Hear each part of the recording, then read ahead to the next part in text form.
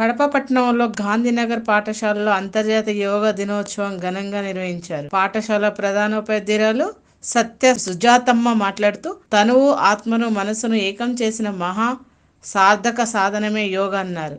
ప్రతి విద్యార్థి యోగా చేయడం వల్ల శారీరకంగా, మానసికంగా ఆరోగ్యంగా ఉంటారని తెలిపారు. అలా ఉండి 2 కళ్ళు మూసుకోండి, శ్వాస నెమ్మదిగా తీసుకోండి, ఎక్కడ వాయిస్ రాకూడదు. మెల్లగా శ్వాస వదలండి, మెల్లగా శ్వాస వదలండి, మెల్లగా శ్వాస తీసుకోండి. నెమ్మదిగా ఏ విధంగా వదులుతున్నాను, శ్వాస ఏ విధంగా తీసుకుంటున్నాను.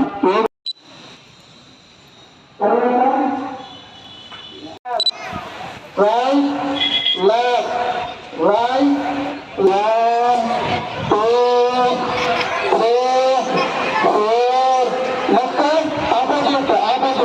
దేశవ్యాప్తంగా ప్రపంచ యోగా దినోత్సవ వేడుకలు ఘనంగా జరిగాయి. దేశ సరిహద్దు మంచుకొండల్లో దేశ రక్షణ కోసం పనిచేసే ఇండియన్ ఆర్మీ యోగాసనాలు చేస్తున్న దృశ్యాలు అందరినీ ఆకట్టుకున్నాయి.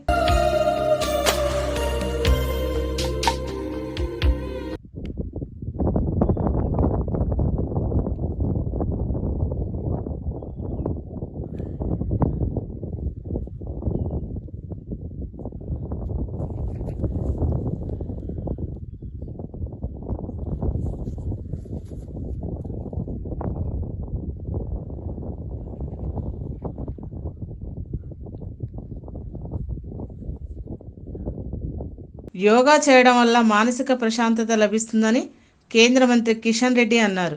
నిజాం కాలేజీ గ్రౌండ్లో జరిగిన అంతర్జాతీయ యోగా శతాబ్ది ఉత్సవాల్లో పాల్గొన్న కేంద్ర మంత్రి కిషన్ రెడ్డి పార్టీతో పాటు పార్టీ నేతలు లక్ష్మణ్ యోగా ఆసనాలు వేశారు.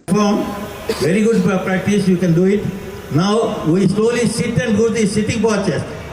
ఖమ్మం జిల్లాలో ప్రభుత్వ ఆయుష్ డిపార్ట్మెంట్ యోగా కేంద్రాల ఆధ్వర్యంలో సర్దార్ పటేల్ స్టేడియంలో ప్రపంచ యోగా డేను నిర్వహించారు. ముఖ్య అతిథులుగా జిల్లా జడ్జి రాజగోపాల్, జిల్లా కలెక్టర్ ముజామిల్ ఖాన్ హాజరయ్యారు. ప్రపంచ మానవాళికి మానసిక, శారీరక ఆరోగ్యం కోసం యోగా అనేది ప్రకృతి ఇచ్చినటువంటి వరం అని జిల్లా కలెక్టర్ ముజామిల్ అన్నారు.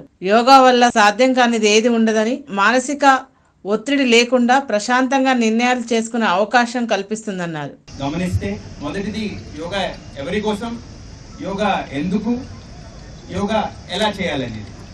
మొదటిది యోగా ఎవరి కోసం అనేది గురువు గారు చాలా చక్కగా చెప్పడం జరిగిందండి. కొందరికి కాదు, ఇది అందరికీ చేయాల్సింది. మనం అందరూ అవసరం ఉన్నది మన అందరికీ. ఇది ఒక కులం, మతం, వర్గం, ఒక భాషకి, ఒక పక్షానికి, ఒక స్థానానికి సంబంధించిన ప్రక్రియ కాదు. ఎన్నో వేల సంవత్సరాల నుంచి మన దేశంలో ఇది మన పెద్దలు ఇచ్చిన ఆస్తి. దీన్ని మనం ఎప్పటిగాని పోగొట్టకూడదు అనేది ఆలోచన మనం మనసులో పెట్టుకోవాలని నేను విజ్ఞప్తి చేస్తున్నాను. ఫస్ట్ మనం గమనించాల్సింది యోగా మన అందరిదండి, కొందరిది కాదు, అందరిది. ముఖ్యంగా మానవాళికి ఋషి పతంజలి అందించినటువంటి గొప్ప కానుక యోగా. ఈ యోగా అనేటువంటిది కేవలం శారీరకంగానే కాదు, మానసికంగా కూడా మనకెంతో స్వస్థతను చేకూరుతుంది. మన honourable prime minister Shri Narendra Modi గారి చొరవ వల్ల 2014 సంవత్సరంలో ఐక్యరాజ్య సమితి ఈ 21 జూన్ని అంతర్జాతీయ యోగా దినోత్సవం పాటించాలని తీర్మానం. భువనగిరి కోర్టులో అంతర్జాతీయ యోగా దినోత్సవం ఘనంగా నిర్వహించారు. యోగా ఆరోగ్యాన్ని పెంపొందిస్తుందని, ప్రతి ఒక్కరూ జీవన శైలిలో యోగాను భాగస్వామ్యం చేసుకోవాలని జిల్లా ప్రధాన న్యాయమూర్తి జయరాజ్ అన్నారు. స్వయంగా శీర్షాసనం వేసి అందరినీ చైతన్యపరిచారు. యోగాని మరి నేర్పించారు. ఈ ఒక్కరోజే కాకుండా ప్రతిరోజు కూడా మనం ఈ యొక్క యోగాని చేయాలని, మన దైనందిన కార్యక్రమం జీవితంలో భాగంగా చేసుకొని తద్వారా మంచి ఆరోగ్యాన్ని పెంపొందించుకోవాలని.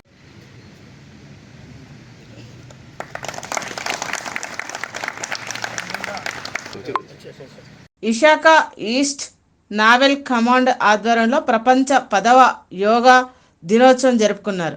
విశాఖ సాగర్ తీరంలో నావికి చెందిన కమాండ్లు, కండోర్లు, సర్వీస్ పర్సన్స్ వారి కుటుంబ సభ్యులతో కలిసి యోగా ఆసనాలు వేశారు.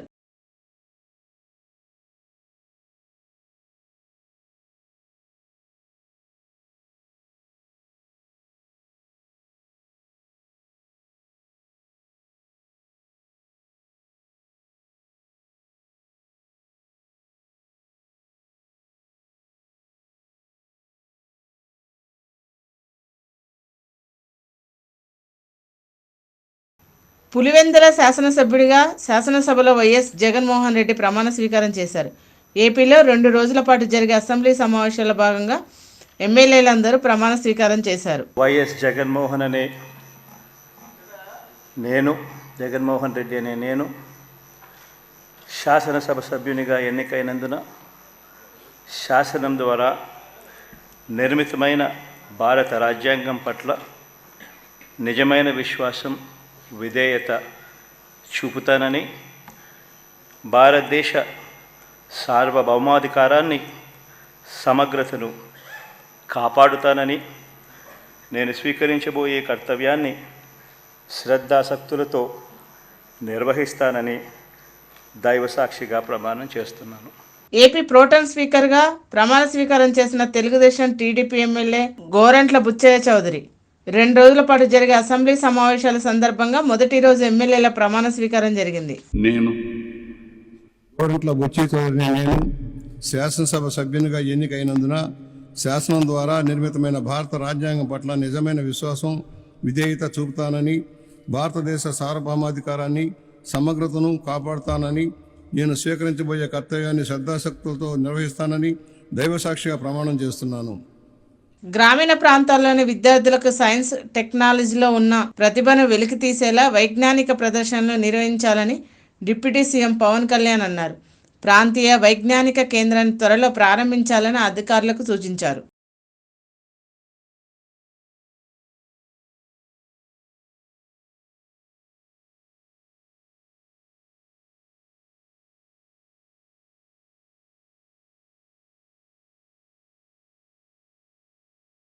పదిహేనవ ఆర్థిక సంఘం నిధులు మళ్లింపుపై డిప్యూటీ సీఎం పవన్ కళ్యాణ్ అధికారులను నిలదీశారు. స్థానిక సంస్థలకు ఎందుకు నిధులు ఇవ్వలేదని అసహనం వ్యక్తం చేశారు. సిఎఫ్ఎంఎస్ ఖాతాకు ఎన్ని ఆర్థిక సంఘం స్థానిక సంస్థల నిధులను మళ్లించారో నివేదిక సమర్పించాలని ఆదేశించారు. సీజనల్ వ్యాధులు కట్టడికి కార్యాచరణ రూపొందించాలని ఆదేశాలు జారీ చేశారు.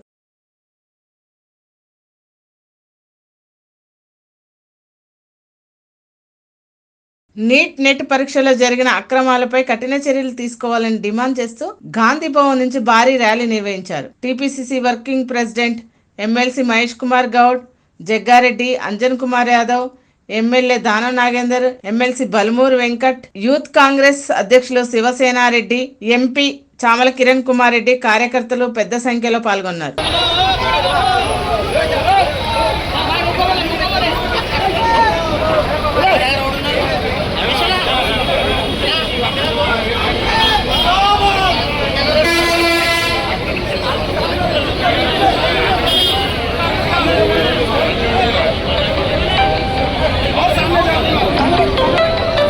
నీట్ మాస్ కాపింగ్ పాల్పడిన వారిపై కఠిన చర్యలు తీసుకోవాలని ఏఎస్ఎఫ్ఐ రాష్ట్ర అధ్యక్షులు జాన్సన్ బాబు ప్రభుత్వాన్ని డిమాండ్ చేశారు. నీట్ పరీక్ష పేపర్ లీకేజ్ పై ఏఎస్ఎఫ్ఐ ఆధ్వర్యంలో జీఎంసీ ఎదుట ధర్నా నిర్వహించారు.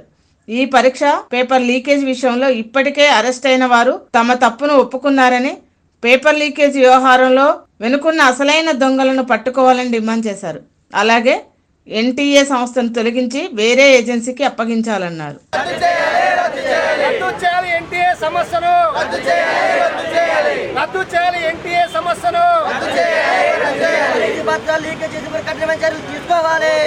నీట్ లీకేజీపై బీజేపీ సిబిఐతో కాకుండా సుప్రీంకోర్టు జడ్జితో విచారణ జరిపించాలని విద్యార్థి యువజన సంఘాల కార్యాచరణ నేతలు డిమాండ్ చేశారు. ఖమ్మంలో ఎస్ఆర్ఎన్ బిజెన్ఆర్ కాలేజీ, అంబేద్కర్ సెంటర్ వరకు ర్యాలీ చేపట్టారు. మోడీ ప్రభుత్వానికి వ్యతిరేకంగా నినాదాలు చేశారు. అనంతరం జెడ్పీ సెంటర్ లో ధర్నా నిర్వహించారు. నీట్ లీకేజీ వల్ల లక్షలాది మంది విద్యార్థులు జీవితాలు అన్యాయమైపోతున్నాయని ఆవేదన వ్యక్తం చేశారు. కేంద్రంలోని మోడీ ప్రభుత్వం పట్టించుకోవడం లేదని మండిపడ్డారు. దాని మీద చర్యలు తీసుకోకుండా వ్యవహరిస్తున్న తీరు ఈరోజు 24,30,000 చిల్లర మంది విద్యార్థులు, వాళ్ళ తల్లిదండ్రులు ఆందోళనకు గురవుతున్నారు.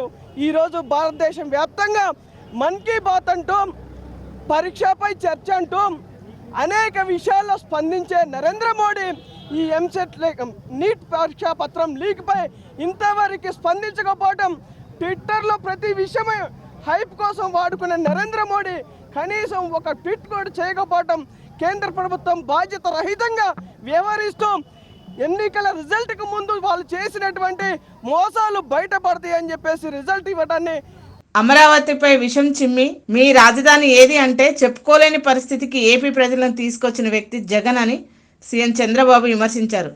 జగన్మోహన్ రెడ్డి వలన రాష్ట్రం ఎంత నష్టపోయిందో ప్రజలు ఆలోచించాలన్నారు.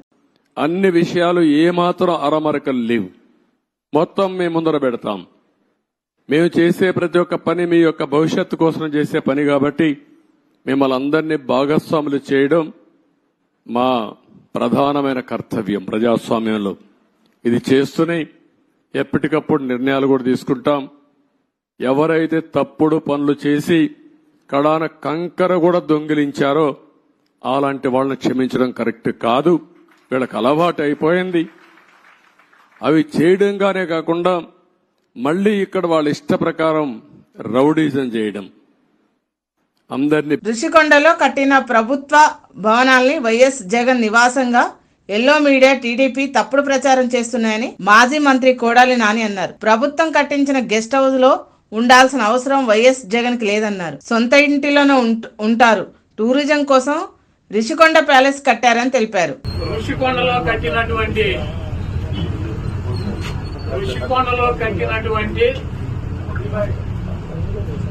పర్యాటక కేంద్రంలో కట్టినటువంటి భవనాలనే ఈ సిగ్గు ఎక్కువ లేనటువంటి తెలుగుదేశం పార్టీ, ఈ సిగ్గు ఎక్కువ లేనటువంటి ఎల్లో మీడియా అది జగన్మోహన్ రెడ్డి గారి నివాసం అని చెప్పి చూపిస్తున్నారు 3 రోజుల నుంచి. వెళ్ళి జగన్మోహన్ రెడ్డి గారు అక్కడ నివాసం ఉన్నాడా? జగన్మోహన్ రెడ్డి గారు 2014 నుంచి 19 దాకా ప్రతిపక్ష నాయకుడుగా ఉన్నాడు. ఆయన కార్యాలయం లోటస్ పాండ్, ఇల్లు లోటస్ పాండ్. ఆయన లోటస్ పాండ్ హైదరాబాద్ నుంచే ప్రతిపక్ష నాయకుడికి ఉన్న 5 సంవత్సరాలు నడిపాడు. ముఖ్యమంత్రి అయిన తర్వాత 5 సంవత్సరాలు ఈ తాడేపల్లిలో ఉన్నటువంటి ఇల్లు క్యాంప్ ఆఫీస్ ఇక్కడి నుంచే నడిపాడు. ఆయన కార్యాలయాన్ని గాని ఇంటిని గాని. జగన్మోహన్ రెడ్డి గారి రక్తంలో లేదు. ప్రభుత్వం కట్టి